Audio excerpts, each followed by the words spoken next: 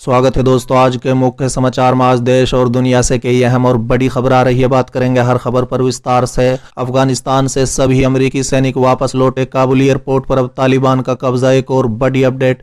तालिबानी विदेश मंत्री का लश्कर-ए-जैश को झटका। पाक को दी चेतावनी। कहा भारत के साथ चाहते हैं अच्छे संबंध। वही अगली बड़ी खबर में आपको बताएंगे। अमेरिकी सेना के अफगानिस्तान छोड़ने के बाद भी अगर नहीं रुके आईएस के हमले तो हम कसेंगे नकेल। तालिबान का बड़ा ऐलान। इसी के साथ अगली बड़ी खबर में आपको बताएंगे। किसानों पर लाठीचार्ज की संजय रावत ने तालिबानी सोच से की तुलना। बोले ये देश के लिए शर्मनाक घटना। वहीं अगली बड़ी खबर में आपको बताएंगे।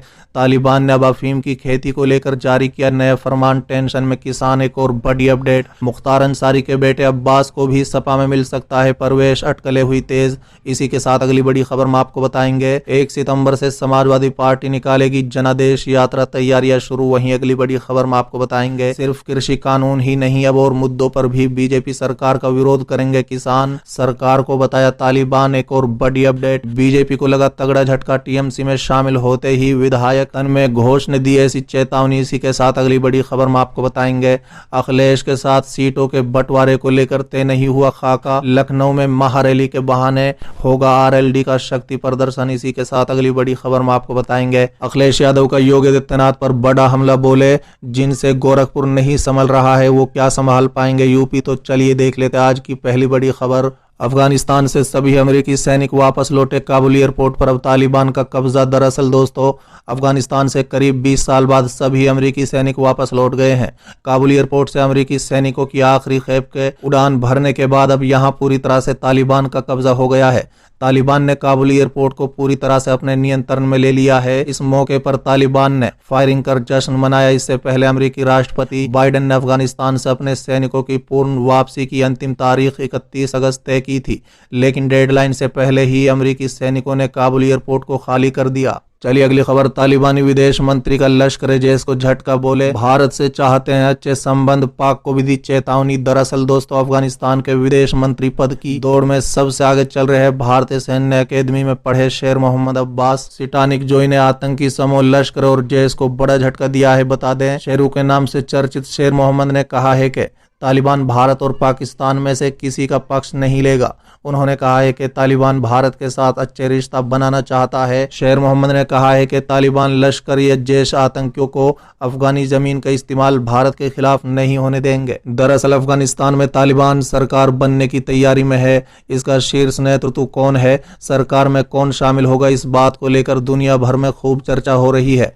बता दें कि तालिबान की कमान हिबतुल्लाह अखुंदजादा के हाथों में है। मुल्ला अब्दुल गनी बिरादर के राष्ट्रपति बनने की चर्चा के बीच मुल्ला मोहम्मद याकूब, सिराजुद्दीन हक्कानी और शेर मोहम्मद अब्बास को भी सरकार में शामिल होने की संभावना है। चलिए अगली खबर। अमेरिकी सेना का अफगानिस्तान छोड़ने के बाद भी नहीं रुका आईएस के हमले तो हम कसेंगे नकेल। तालिबान का बड़ा ऐलान। दरअसल दोस्तों तालिबान के प्रवक्ता जबीउल्लाह मुजाहिद ने कहा है कि अफगानिस्तान से अमेरिकी सैनिकों की वापसी से इस्लामिक स्टेट के हमले रुकेंगे। एएफपी को दिए एक इंटरव्यू में जबीउल्लाह मुजाहिद ने कहा है कि विदेशी बलों की तरफ से युद्धग्रस्त राष्ट्र छोड़ने के बाद समूह से हमलों पर नकेल कसेगा। मुजाहिद ने कहा है कि हमें उम्मीद है कि जो अफगान आईएस से प्रभावित हैं वो विदेशियों की अनुपस्थिति में इस्लामिक सरकार के गठन को देखकर अपना अभियान छोड़ देंगे। चलिए अगली खबर। किसानों पर लाठीचार्ज की संजय रावत ने तालिबानी सोच से की तुलना। बोले ये देश के लिए शर्मनाक घटना। दरअसल दोस्तों हरियाणा के करनाल में किसान प्रदर्शन के दौरान पुलिस द्वारा की गई लाठीचार्ज को लेकर सियासत तेज हो गई है। शिवसेना के वरिष्ठ नेता और सांसद संजय रावत ने केंद्र सरकार पर तीखा हमला बोला है।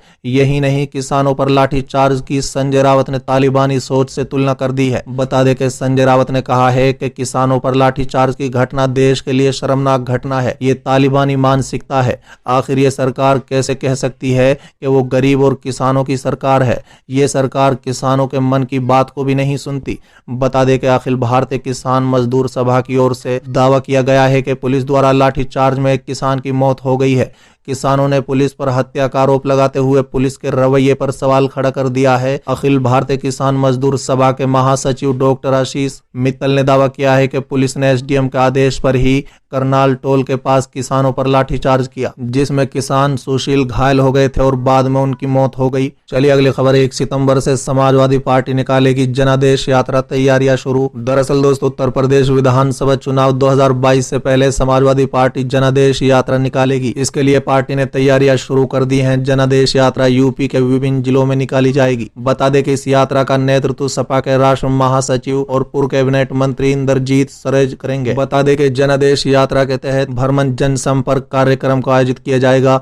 जनादेश यात्रा का ऐलान करते हुए सपा ने कहा है कि उत्तर प्रदेश में भाजपा के देशपूर्ण नीतियों से जनता बेहाल है। दलितों पिछड़ों को संवैधानिक अधिकारों को कमजोर किया जा रहा है। भाजपा सरकार लोकतंत्र की हत्या करने पर उतारू है। बेरोजगारी की समस्या से नौजवानों का भविष्य अंधकार में हो गया है। किसान आत्महत्या करने पर मजबूर है। महिला उत्पीड़न और बलात्कार की घटनाओं से यूपी की छवि खराब हो रही है। प्रदेश की जनता भाजपा सरकार के खिलाफ है। चलिए अगली खबर। सिर्फ कृषि कानून ही नहीं, अब और मुद्दों पर भी बीजेपी सरकार का विरोध करेंगे किसान, सरकार को बताया तालिबान। दरअसल दोस्तों, पिछले साल पारित 3 कृषि कानूनों का विरोध करने वाले फार्म यूनियन ने अब एजेंडे को बढ़ाकर मोदी सरकार की प्रमुख आर्थिक नीतियों का विरोध करना भी शुरू कर दिया है। बता दें, इसमें नई संपत्ति मुद्रीकरण कार्यक्रम भी शामिल है। उनका दावा है कि ये कार्यक्रम कृषि क्षेत्र को सीधा प्रभावित करेगा। बता दें कि एक प्रमुख फार्म यूनियन नेता गुरनाम सिंह चढ़ूनी ने केंद्र सरकार पर क्रूर पुलिस बल को लगाकर किसानों और उनके नेताओं को मारने के गुप्त एजेंडे का आरोप लगाया है। बीते शनिवार को करनाल के लाठीचार्ज कांड के बाद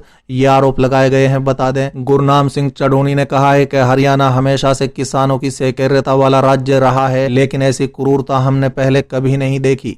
राज्य और केंद्र दोनों सरकारों के पास पुलिस की पिटाई के माध्यम से किसानों और किसान नेताओं को मारने के गुप्त एजेंडा है। चलिए अगली खबर। बीजेपी को लगा तगड़ा झटका, टीएमसी में शामिल होते ही विधायक तन्मय घोष ने दी ऐसी चेतावनी। दरअसल दोस्तों, पश्चिम बंगाल विधानसभा चुनाव के बाद बीजेपी और टीएमसी में टकराव जारी है। इसी बीच सोमवार को बंगाल बीजेपी को झटका लगा है। बीजेपी के विष्णुपुर के विधायक तन्मय घोष सोमवार को टीएमसी में शामिल हो गए हैं। वो चुनाव के पहले टीएमसी छोड़कर बीजेपी में शामिल हुए थे। बता दें कि विधानसभा चुनाव के बाद टीएमसी लगातार दूसरी पार्टी के नेताओं को पार्टी में शामिल करवा रही है। रविवार को ही कांग्रेस के पूर्व अध्यक्ष सोमन मित्रा की पत्नी शिखा मित्रा और पूर्व राष्ट्रपति प्रणब मुखर्जी की साली शुभ्रा घोष टीएमसी में शामिल हुई थी। इस अवसर पर टीएमसी नेता बराते बसु ने कहा है कि बंगाल के लोग दिल्ली और गुजरात से नियंत्रण की कोशिश नहीं मान रहे हैं। चलिए अगली खबर। अखिलेश के साथ सीटों के बंटवारे को लेकर तय नहीं हुआ खाका, लखनऊ में महारैली के बहाने होगा आरएलडी का शक्ति प्रदर्शन। दरअसल दोस्तों, पश्चिम यूपी में जातीय आने बाने के सहेजने के बहाने राष्ट्रीय लोकदल यानी आरएलडी ने अपनी तैयारियों को अमली जामा पहनाने की कवायद शुरू कर दी है। इसी के तहत अब राजधानी लखनऊ में सितंबर में एक बड़े आयोजन की तैयारी रलेद कर रहा है। दोस्त बता दें, रलेद सूत्रों के मुताबिक ये पहले या दूसरा सप्ताह में हो सकता है। हालांकि सूत्र ये भी बता रहे हैं कि रलेद के मुख्य जयंत और सपा के चीफ अखिलेश यादव के बीच अभी सीटों के बंटवारे को लेकर खाका तैयार नहीं हो पाया है। वहीं सपा के सूत्रों के अनुसार रलेद आवश्यकता से ज्यादा सीटें मांग रहा है, जिसको लेकर सपा खेमा मंथन में लगा हुआ है। बता दें कि रलेद के नेताओं की माने तो जयंत चौधरी की पार्टी पश्चिम यूपी में भाईचारा जिंदाबाद अभियान चला रही है, जिसके तहत अब तक करीब 50 छोटे बड़े सम्मेलन पश्चिम यूपी के गाँव और शहरों में हो चुके हैं। इस सम्मेलन में सभी जाति और धर्म के लोगों को बुलाया जाता है ताकि जातीय समीकरण को दुरुस्त किया जा सके।